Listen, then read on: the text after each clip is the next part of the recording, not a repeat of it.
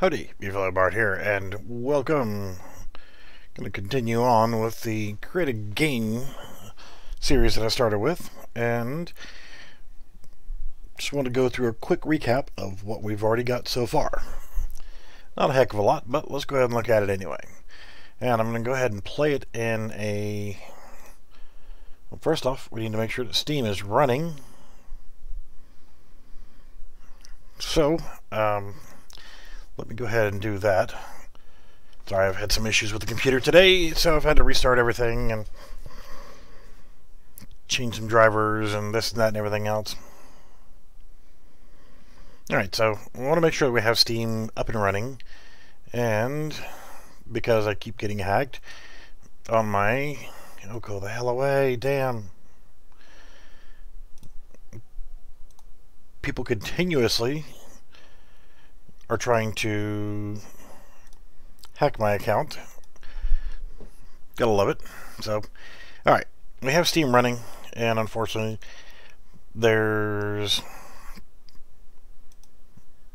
4 patches. Oh goody.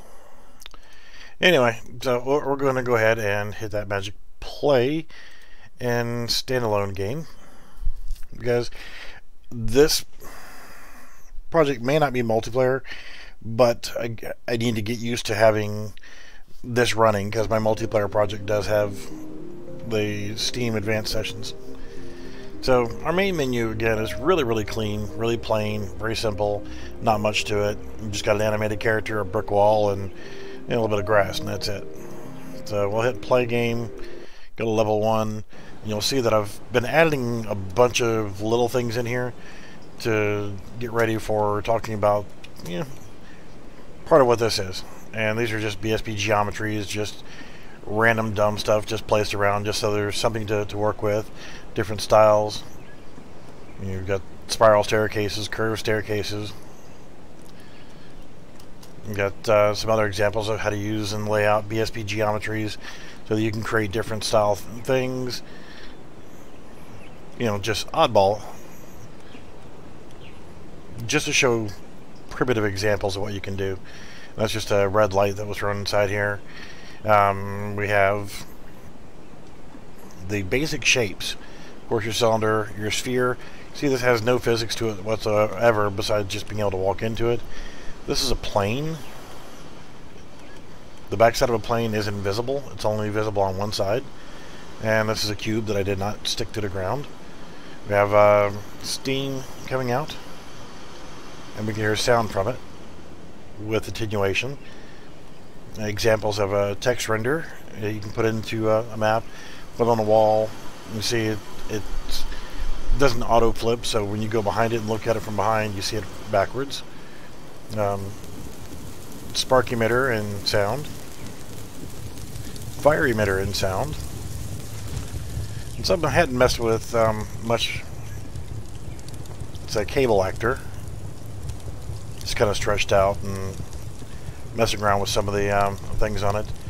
You can make it smaller. You can use it like for cables or piping or whatever you want, but just some of the stuff that was thrown into the a door you can't walk through because it's too small. Pillars, stairs, starter content stuff. So I have added one other thing in here. Doesn't appear like there's really good collision on those. And let's go ahead and hit the main menu and exit. Now, one of the things I did add was another asset pack that is available free on the marketplace. It's called GT Free Materials. And let's see if I can dig that up on the marketplace.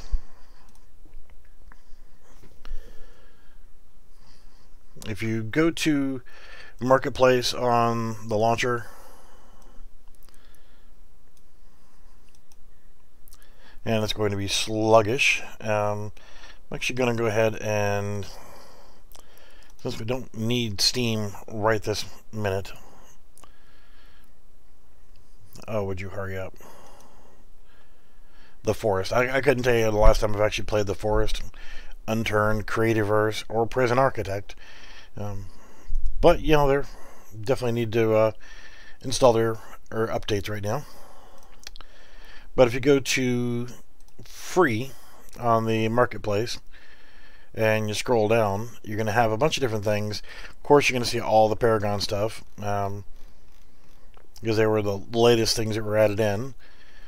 Scroll down. Automotive materials is nice. It's really good materials in there as well, and it's free. This is just looking at all the free stuff that's available. The Epic Zen Garden, I haven't taken a look at it yet. Open World Demo Collection's got some cool stuff in it. A couple of interiors. Now, this one right here, if you can find a link to this, not that, something else here.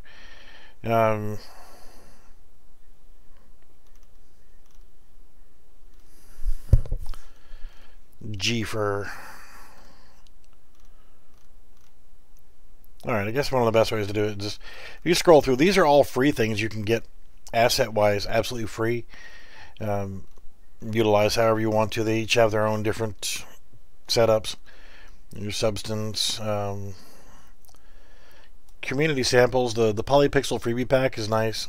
Some good stuff in there. But getting down here to the materials, Game Textures Material Pack. You can get that, and then you can add it right to your project. Pretty cool stuff in there. And what I'm going to do is go ahead and close that out. Let it just do its thing. You got a bunch of different materials. I'm going to change maps. I'm going to go to level 1 where we had all the stuff just piled up in here. I don't know why that one was still highlighted, but what we can do here is we can apply the different materials that are available in this. You've got diagonal brick, you've got a bunch of different bricks, stone textures, some crates, gold. Some pretty good stuff in here. If you wanted to like put a grass texture on the ground. Let's see, landscape material. This is not the best way to make a landscape material. I'll actually show that here in just a few minutes on how to actually set up a landscape material. Howdy, aliens. So this is just something thrown on here, and I'm going to go back to play in selected viewport. It's kind of dark in here, but as you see, we have the grass texture just quickly thrown on there. It's not how you'd really want to do it. Like I said, I'll show you how to do the landscape materials here shortly, but it doesn't look bad. It probably should be stretched a little bit larger. I'm actually going to go ahead and clear the landscape material because we want to add that on separately. So to look at, I guess, right here, we'll click on this face, and if you want, now each of these has their own special little attributes that you'd want to play around with. If you go to this cube here, and the sphere, one thing you can do really quickly, so I'll go ahead and I'll give it that gold material. And just that easy. But I want to scroll down a little bit and simulate physics. And of course it's going to make me want to rebuild my lighting textures. We can ignore that for now. But by doing that, we have then enabled physics and put that little gold on there. Now we can actually push the ball around.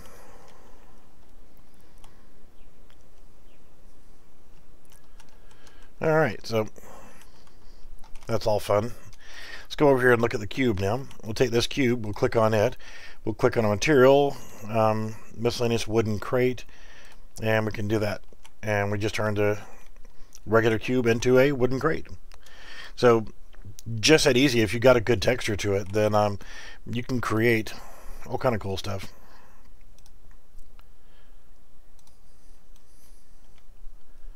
Wood with nailed planks. We got a bunch of different stuff you can choose from. Metal sci-fi wall. It's kind of hard to see here. I'll put it on something else here in just a second, but I'm going to go ahead and put this one on. Kind of cool. It has kind of a sci-fi panel to it. So let's go over to this and let's create a brick ancient diagonal. Apply that on here. Now I've already used them once. That's why they're just popping on right now. I don't want to have to load the shaders every time. I want to demonstrate one of these the way they look. It's actually pretty cool. And utilizing materials is a great way once you've created the basics. And I always say, get it functional first. Doesn't really matter how it looks right now. Get it functional and then come back and make it look pretty. You know, you can add whatever textures you want. See, like, has a nice sci-fi wall panel look to it. But let's actually give this one that wooden crate look. So you can sit there and with BSP geometries, you can assign each individual face separately. And it may or may not be a good thing. I'm actually going to go ahead and change that to this. So when you're doing each individual face separately, then you can assign how they look and that kind of stuff. You can change orientation on it. You can do a lot with it. But as you're looking at it, this right here is 200 wide, so it looks like this texture is, or material is set up to be 100 by 100 in size. That's why it looked really good on this cube over here, is because it's a 100 by 100 cube.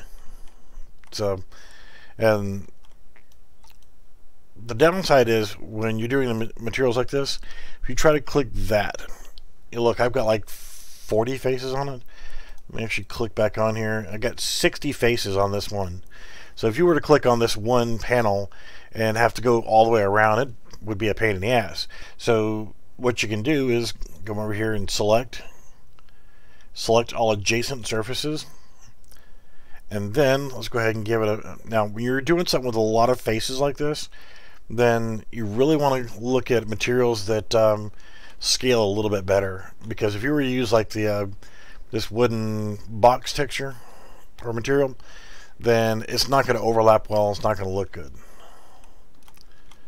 So when you got all these different facets, then you need to plan ahead for what you're going to use for your material on it. And if you're going to use something like that, then and you wanted to have a different type of material, then you might have consider using one of these. And that's just a regular cylinder from this list right here, and not the actual BSP geometries. Because when you apply things on here, they're going to wrap around, but what will happen is they're going to stretch and skew and that kind of stuff. So you really have to think about how your materials are going to be placed whenever you're actually putting them in here. So see, now you can do a couple different ways of just putting a BSP on a single face. And let's do that one. And once we've already done it on here, instead of going through and doing each individual face, you look how, and I just want to show an example of this. The materials don't line up. So where this X pattern comes down, or the inverted V, it's overlapping here and then going up. So what we could do is we'll grab this face right here, and we can come down here to the pan features, and we can actually move the materials to where they now look more appropriate, like they're going to be wrapping around. You'll have to play around with them a little bit to get it just right. You've got up, down, left, and right. If you want to change the left and right, you got the arrows here, and up and down from right there. So if I wanted to do this one here as well, let's actually go back the other direction, and that looks good. So you can sit there and align your materials that way. Now if you were to come in here and select that, and then do select all adjacent, and then go ahead and apply that material, see, it shows element 0, but there's 2 materials. Click on that and do that. It's going to reapply them to there, but now you're going to have to come back, and each individual face you're going to have to make adjustments to it to get them to look just right. So it can be a little time consuming. So again, that's why I say think about your BSPs and how you're going to put the materials on, and what kind of materials are going to be on it. So it'll kind of help with, so I did the inside and outside of it and all faces of it. So you really got to think about what materials are going to be on there whenever you're setting these things up. It's like that. I can do the same thing, select all, do the wooden crate and that. And let's actually talk about landscape materials. Can be a lot of voodoo on the landscape materials. So with this this pack, being that it's free, it came with rock jagged cave wall, rock holy wall, but there is a couple that we can use here, like muddy grass, wet and dry. You've got flooded mud, thick green grass. Basically, you've got a bunch of different ones we can use to create a landscape material with. We have grass, we have dirt, we have sandy dirt, we have kind of a cracked mud look. Let's actually apply that one on there. And let's take a look at it. So, can be useful. So what I'm going to do is I'm going to go ahead and create a landscape material the correct way. So what I'm going to do here is I'm going to come over to my assets. I'm going to go to materials. I've got all these materials in here. And then we have all the ones from this. So I'm just going to do it for right now. And I'm going to get rid of these. These are the map files for that pack. Let it be deleting those. Just for right now, I'm going to put the new material in here. So I'm going to right click and I'm going to create a new material. And I'm going to call this landscape. And I'm going to do m_landscape. So it's our material and it's a landscape. So I'm going to go into it and I'm going to make sure that I'm here. So what we've got is this is how we're going to build our landscape material. The first thing we want to add in here is right click in here, type in landscape. We want a landscape layer blend, and we're going to have more than one. So for right now, what I want to do is I want to select all the materials that I need, and what I'm going to do is do it by textures. So I'm going to use these, and I'm going to look in the materials folder to get an idea of the names of what I want. I want grass to be my first one. So let's go to here. We want ground grass thick green. And as you see, there's a lot of stuff in here. So if we want to make another version of the way that they've got theirs, if you look at their material for it, there's a lot going on. We're not going to get that complicated into our grass.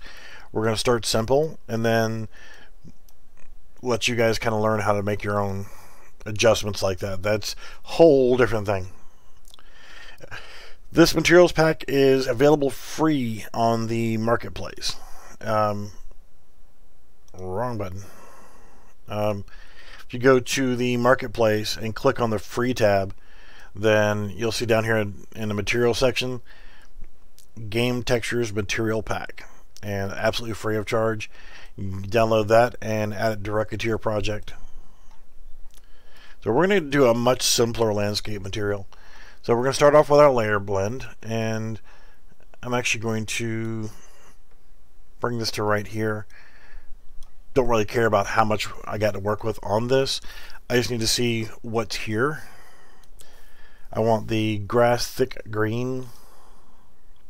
Again, you want to start with your grass, and I'm going to drag in that, and I'm just going to get the normal for right now. And what I'll go ahead and do is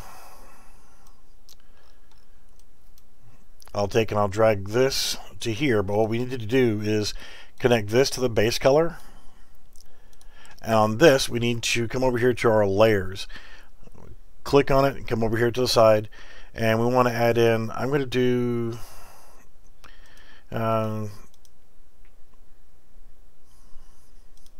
4 different layers. So with those 4 layers, the first one I'm going to do is I'm going to connect this to there, to the top one. And I'm going to go ahead and click here. And I'm going to change the layer name to grass. And I'm not going to worry about the normals just yet, but I am going to stack them right over here so I know what's what, so that I can put them in the same order that I'm working with. So the next one we want is, I guess I can just leave this the way it is. We want to look at some dirt textures. So we got dirt and we got muddy grass. Let's go with the muddy grass. So I'm going to come over here to the textures folder and muddy grass. We're going to grab the main texture, just left click and drag it straight in, and then we're going to grab the normal. We're going to left click and drag it straight in so that we keep them lined up in the order of how we're putting them over here. So now that we've got grass, let's connect this one to here, and let's go ahead and click on our layer blend, and let's minimize this to 0. Now number 1 is going to be called dirt. So now we can see it's changing the name right here, so we can see what we've got. And now let's go ahead and look at 2 more layers. The next one's going to be sand. It's called ground dirt, but we're going to call it sand anyway. Ground dirt here. So again, I'm going to grab the regular one, and we're going to grab the normal, and we're going to go ahead and place it in here somewhat neat, connect it up, come back over here to our layer blend, minimize number 1, open up number 2, come on, you painted about, and we're going to call that sand. And we're almost done with this. Let's go ahead and minimize that one and open up the next one. And our final layer, let's look at calling this one right here. We'll call this mud. Flooded mud.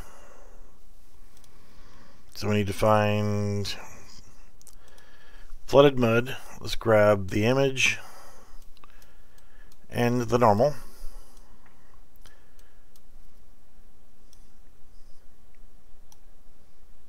Alright, we'll get these normals done here in just a minute. So now we can go ahead and drag this back up here so we can have it full screen again. And the reason why I did it this way is so I can go ahead and get everything looking neat. Click on our layer blend. We're going to call that one our mud. So since we've created these all here, it's going to let us go ahead and neaten it up. Make it look nice. Now we're going to drag it over here, get it out of the way. And now we can grab our normals. And I can go ahead and position them directly down here. Underneath that, we can grab our layer blend that we've already created, Control C and Control V, and make another copy of it. Now we need to connect everything up, connect the dots in the same order as they are above. Simple enough. You can contact me on Discord. My primary contact is through Discord. The link should be in my channel description. We're going to connect this to our normal, and I'm going to bring this over to here. So we see we have our base color and our normal, and everything looks good. You know, we're just trying to make everything look consistent. Looks aren't everything, you know, but whatever. Now that we've created all that, I'm going to go ahead and hit save. That's going to save everything and apply everything all at one time. You don't have to do apply and then save. It does both at the same time. So now what we need to do is come over here to our landscape, and I'm actually going to go ahead and minimize that, go back to where I created my landscape material. Now see, if you look at it, it looks weird, it has that weird color to it, and it's going to get even weirder here in just a minute. We're going to go to paint, and we have nothing. So let's go ahead and come down to here in our details panel. Actually, let's go back out of that one and go into here. Let's select our landscape, and I'm going to go ahead and tell it to use m_landscape as my landscape material, and now it's going to turn a lovely shade of black. Give it a second to compile the shaders. It's going to do it. If you did it right, then it's going to look like that. It's going to look terrible. It's going to look all black. I'm saying it's bad to be black, but I'm just saying that this is how you know you're doing it right, is if it turns black like that. So now we come over here to our landscape and paint, and now you see we have all four of these. We can see them now. So since they're not previously set up, we're going to click on the create layer info, the plus button right here. We're going to create a weight blended layer normal. And I'm going to tell it to go ahead and use the root folder of this one right here. And I'm not even going to bother changing the name. Just by doing the grass first. Now that since we've done that first, now it's going to go ahead and apply the grass texture to it. Now we can do the same thing for weight blended layer normal. Select our folder, click OK.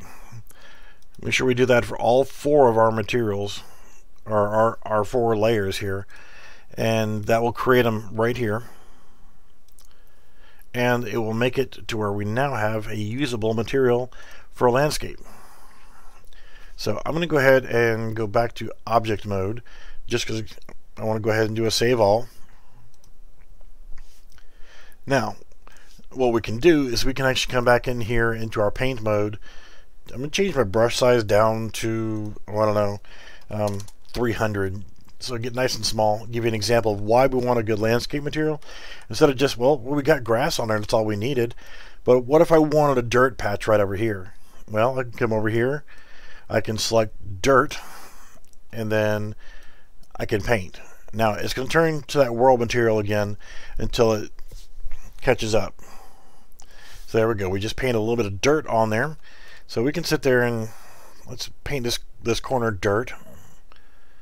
And you see it blends based off of what you've got your paintbrush setting at, and your fall off radius and your tool strength is going to dictate how strong it is on there. Since we've got all that in here, let's go ahead and change, and let's add a little bit of a sand texture in here and let it do its thing to catch up. And then let's go ahead and grab our mud, and let's throw a little bit of mud back here in the corner. Really and truly, once you start in a grid, I would say just pop it one time, let it catch up, because then you could always come back in and add little patches just by blotting with the left click. You can do smoothing, you can do all kind of stuff once you play around with it, and once you get used to doing this and you've got a good landscape material, you can actually go ahead and click the build button, and I'm going to go back to the object setting as soon as I'm able to. But it's just that easy to create a landscape material, so you can actually paint directly to your ground. And say if you want something to be a rock texture, or you want to add other stuff in, you could add as many layers as you want. I just did 4 just to kind of get a good basic, and you can get really complicated on setting up your materials as well. Hurry up and finish your build. Come on. Yes, go away. So now we hit play, and we start off in the dark here. Another thing that I keep doing is I keep hitting that shift key so I can sprint, even though I don't have that set up yet. So we can actually do that here shortly, but I want to cover one more thing really quickly. So see, there we have our painted terrain. It looks terrible, but it's to get us going. So we're going to look at the emitters over here. I really haven't played around much with this, the rope. But you've got like steam, smoke, fire, explosions. You got some good stuff in the starter content that you can utilize. And sounds to go with them as well. So we enabled physics on our ball there, so we can actually knock that around. If you want to set up the easy way, like say if you've got a campfire that you want to put into your map and you want it to have the fire, you know, like that, and you want to have smoke coming off of it, you want it to have sound and everything like that, it's really super simple. If we look at our mesh folder, I'm just going to grab, I'm going to go ahead and make a blueprint, and we're going to call it our actor BP underscore fire pit. Yeah, whatever. So we're going to grab that, open it up, and then let's look at our meshes, see what we have to work with. Screw it.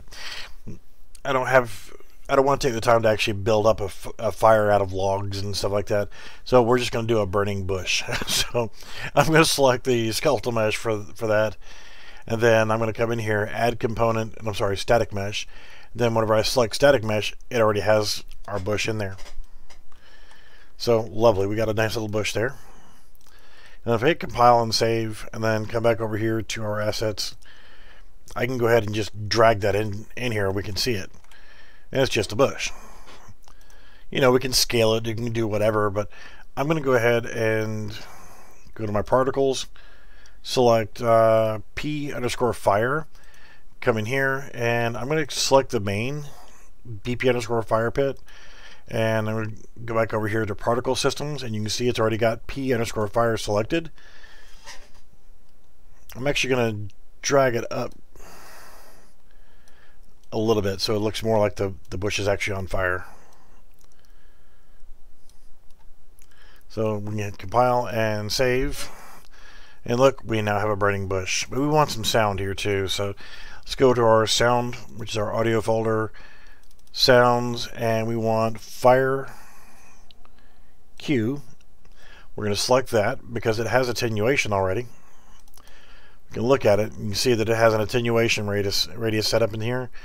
We want the attenuation radius to be set up so that we're not, you can see how it's got the big sphere right here, it's like basketball or whatever. You're only going to hear the sound of the fire very faint here, and then the closer you get to it, the stronger it's going to get. Then the farther away you get, then it's going to start fading off as well. So let's hit compile and save, and let's take a look at our burning bush. And so we don't have to walk all the way over there. We can actually just go ahead and throw it right over here so we have something light-wise in our scene. Throw it in, hit play. Got the volumes turned down really low on things, but you should be able to hear that it does have a fire sound. And here, the thing is it doesn't cause us any health damage. There's no collisions, whatever else. But what if a player walks through that? We want to cause them to take damage, right? So, again, so we already have it set up. We can go back here to our main part, add component, and let's add in a, let's try a sphere collision. And I'm going to zoom in a little bit, and I want to drag that up to about where the fire is, and I'm going to scale it up ×2 so that it simulates the fact that we're in the fire. So hit compile, save, go to my event graph. I don't need any of this stuff here, but I do want to go ahead and click on my sphere, right click, and I want to add events, add on component begin overlap, and then I'm going to do it again, and on end overlap, and we want to go ahead and open up our player character as well. So let's look at our characters folder, blueprints, and third person character. Nice and clean and organized. Yeah. Stuff. Okay, so what we want to do is create a variable, and we're going to do is burning question mark. We just needed that variable in here so we can actually access it. So now from our other actor in our blueprint for our fire, we're going to drag off and cast to third person character. and we're going to use that one, and we're going to do the same thing here from our other actor to our object and executable to executable. Now, as our third person character, we want to drag off from here and ask, are we burning? Get is burning. And again, I'm going to go ahead and copy that over. So we need to ask. Not that. Sorry. We need to set is burning. And I'm going to go ahead and set is burning. So we need to find out, and this is going to tell us that when we're overlapping it, we are burning. And then when we leave the overlap, we're no longer burning. So what we can do is use this information here. It's going to go into our third person character and say, okay, you're burning. And then when you leave it, you're no longer burning. So now we can go back to our third person character and let's go ahead and create a custom event.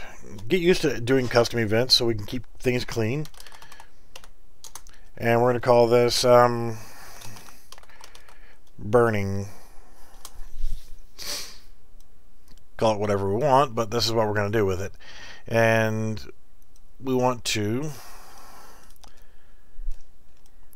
get is burning. We want a branch node. I'm going to start off by asking a question, and we're going to ask, are we burning? We want to confirm that we are burning.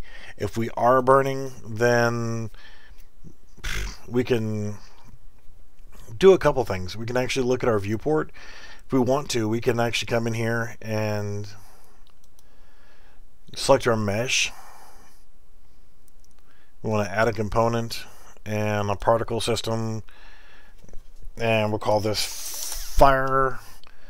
And let's go ahead and add the particle to it, which is p_fire, and we can go ahead and assign that to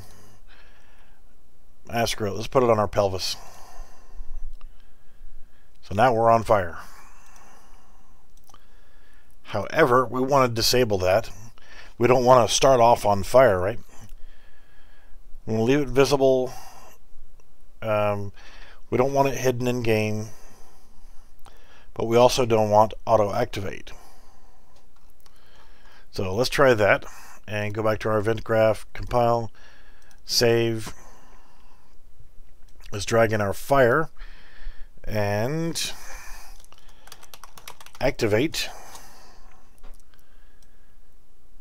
So if we are burning, then there we go. We are going to activate our fire. But if we are not, let's actually come and drag off from our fire and deactivate. So we can turn it off. So now we can catch ourselves on fire by doing this simple setup right here. So now off of our event tick, we need to add in, let's actually, for now, I'm going to drag this down because we need to make some room. And actually, we can bring it back up, make it a little bit longer. And now, after our dehydration, we can drag off from there and add in our custom event of burning here. So now, during our event tick, this is not the best way to do it, but once a second, it's going to check if we're dehydrated. Okay, and it'll deal with that. Or if we're starving. And then it's going to run those two as needed. But we're going to run our burning through here. So if we are burning, then let's go ahead and from here we're going to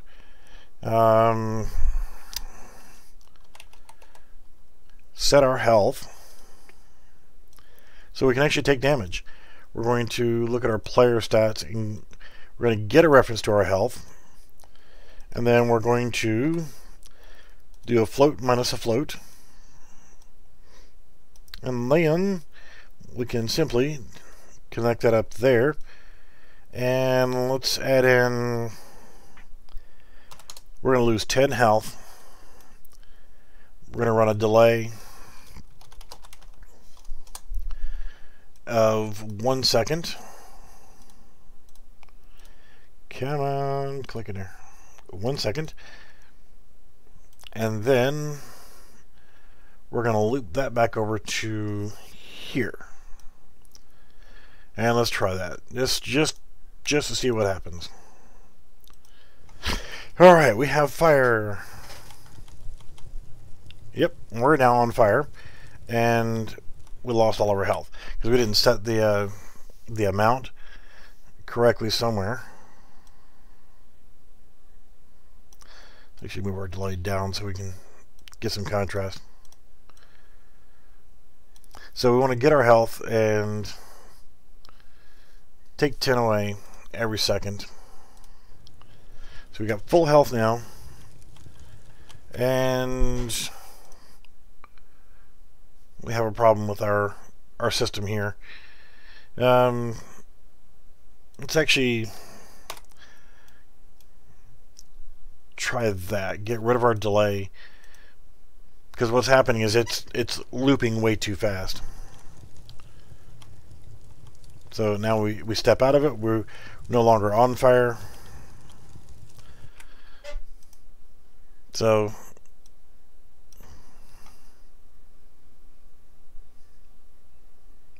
for right now, I'm going to take that part out. Let's go ahead and make sure we're working.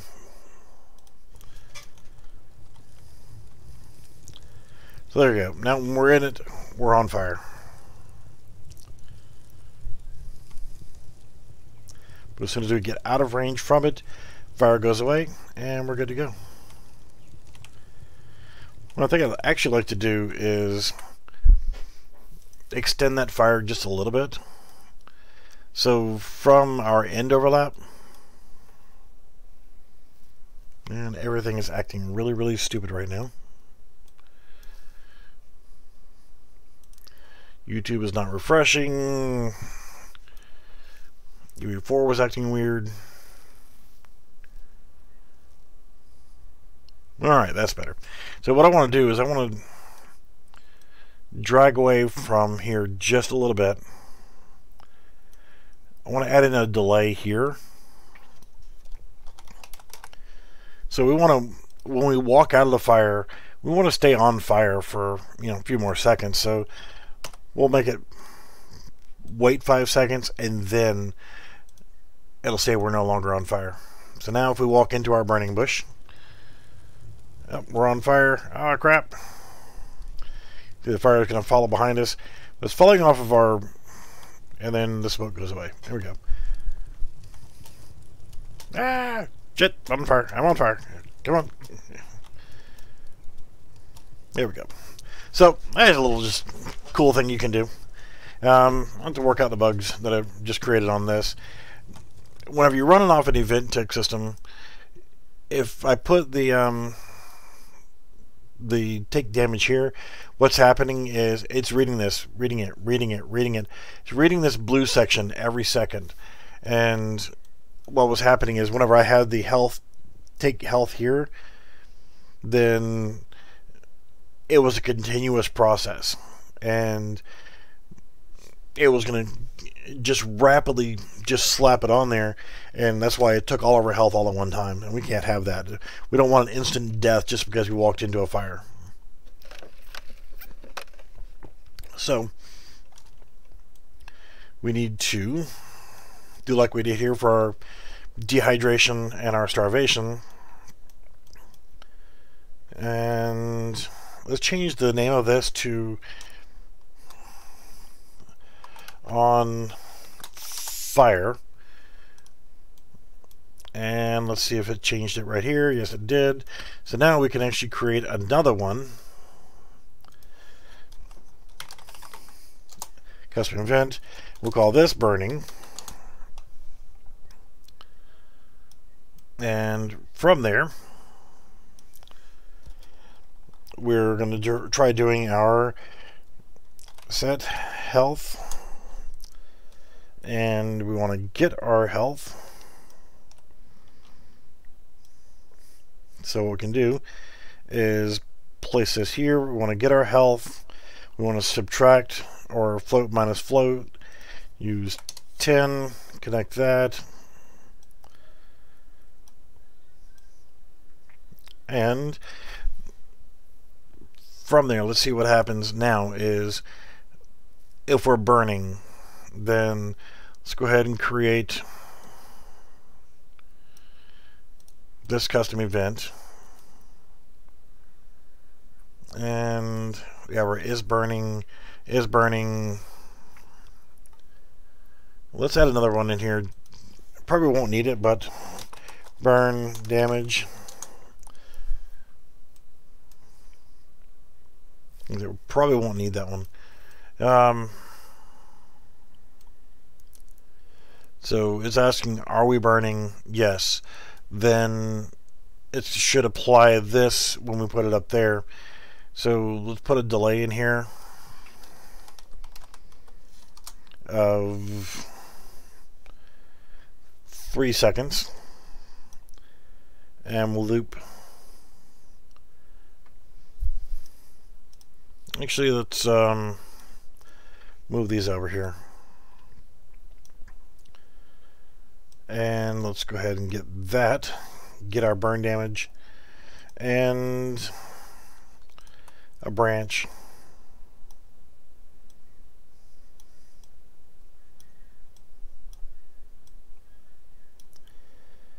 There's always a constant amount of screwing around, trying to troubleshoot why things work and why they don't work.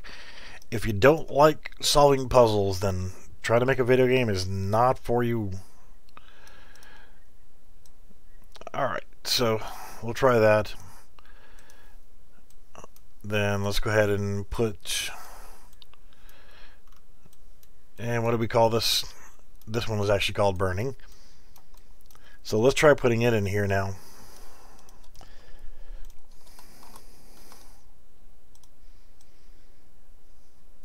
And we're going to have to make a slight change here. We're on fire. We need to set burn damage to true. And set burn damage to false.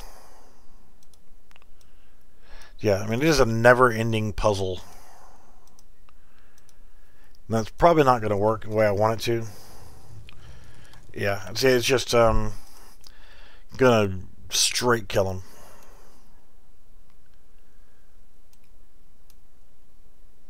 So we'll just come back to this, and it's just one of those things where we'll leave the on fire part in there. Just wanted to show the particles and so forth.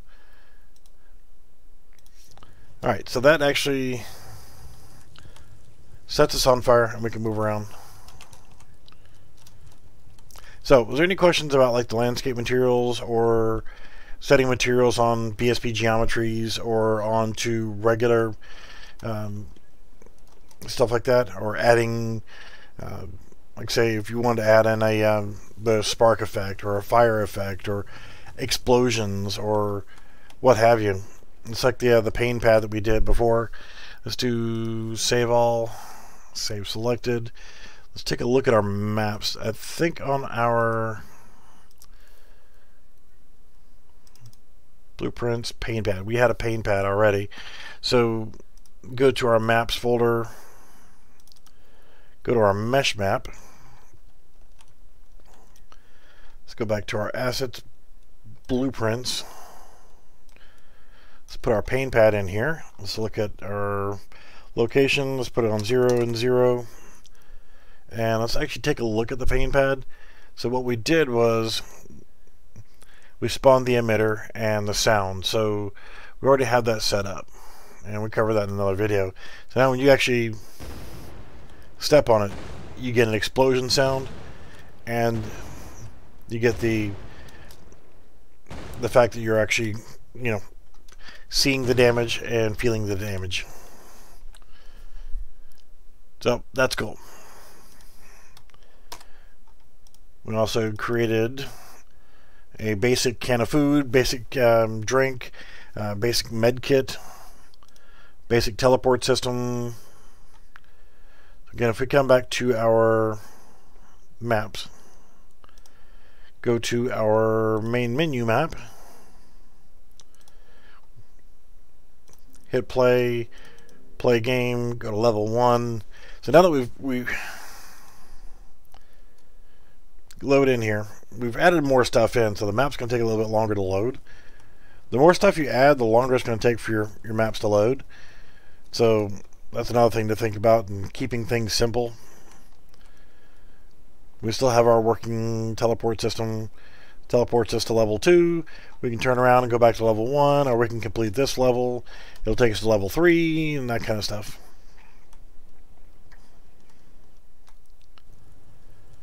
Alright, so go back.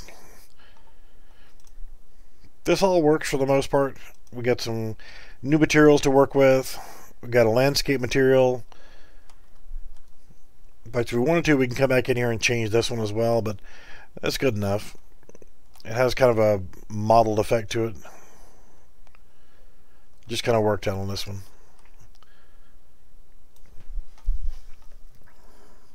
Could actually look at our interface folder and widgets. Let's look at our main menu widget. We've got this all set up here, and we don't need to select manually these levels anymore. So let's actually go ahead and find our play game button, which is right there. Map selection box. Let's actually get rid of it, and let's look at our graph here, and we no longer need the things here, so we're going to dump all of those, and we're going to get rid of these things. We're not going to do our visibility because we're just going to have our on play. So now we can actually bring that up, but we need some more something. We need something else in that main menu. So if you hit play now, everything's plain and simple. We have sound playing in the background. We can hit play game. It'll take us right into our game. We can hit the exit key and close the game. So if we wanted to add more stuff into the scenery here, if we look at our render target, and that should be in our materials. Yep, our render target is a wider angle camera. So when we're actually in here, we can see all of this portion of that map. So we can see our character here that we have just idling, but we have all this room that we could put other stuff in here. So if you want to add more scenery, that's one thing. If you want to add more functionality, that's another thing. So let's actually go ahead and start setting up some basic other functionality, and then we'll go ahead and call it on this video because we're almost at the 1 hour mark. So if we look at our main menu, look at our designer, this is our menu. Let's go ahead and take our play button, and we want to go ahead and select it from over here so we can actually grab it, and let's move it over to here for right now, and let's make sure we change the anchor to top left. So now it's always going to be anchored up here. And if you want it to be really neat, you could do, say, 35 by 35, and it'll set the position a little bit more precise. If we wanted to add in more stuff, then what I would suggest doing is coming in here and going to your panel. Again, you should always try to play with things, learn things, experiment with them. Let's if you want to change the canvas panel, that's what you see here, the whole panel. I don't on this case because we want it full screen. Size box, vertical box. Well, if you grab a vertical box, add it to our scene, and make it bigger, I can come over here and actually let's put inside the vertical box, we can put a horizontal box inside of it, and then we can put oh, I don't know, we can put text in our vertical box. Let's actually move it and grab it, and we'll put it above the horizontal box.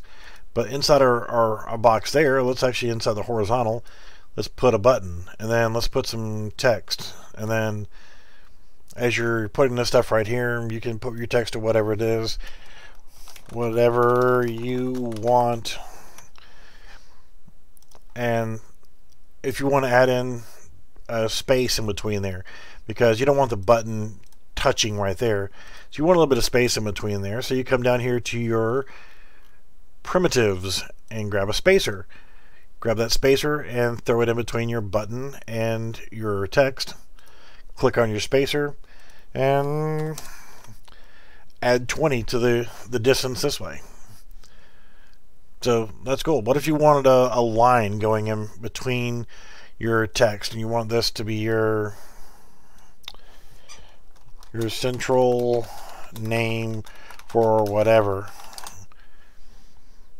or main menu, or whatever you want to put in there. Hit on the center so you can center it up. If you wanted say a line to go in between there, then all you got to do is just grab an image, put that in your vertical box, and you can actually move it right here between main menu and horizontal box. So now you've got this big image. You can actually take and change your image size to 5 on the y-axis. Now you've got that line. If you want to change colors, whatever color you want. Let's make our text here. Let's center it up. Or we can move it to the right, or we can move it to the left. But if we grab our thing right here, we can do fill so that that box goes all the way across. And then we can grab our text and center it up that way. Or we can center it back to the right, or left, or right, or whatever we want here. So let's leave it like that. We got a green line. Now if you want to copy that green line and put it in between there, go right ahead. You can put it in here, you can put it up there. Experiment with the looks of how you want to do things on this. Because now if you want to put in, like, this button does whatever this text says, that's not a problem. Just make sure you label things like button 0. You want to scroll up here and let's call this our settings button. So we know that what we're looking at, and we'll change this over to game settings and scroll out. What if I want to put in the play game into here, and I want my exit game in here as well? I want everything all in one section. Well, I can grab my play button and I can just drag it down to my vertical box. But no, I want to change the order. I want to put this all the way up here on yeah, that's fine actually. But what if I want my exit button in there? I can grab it, put that in my vertical box. But I want my exit button to actually be at the very bottom.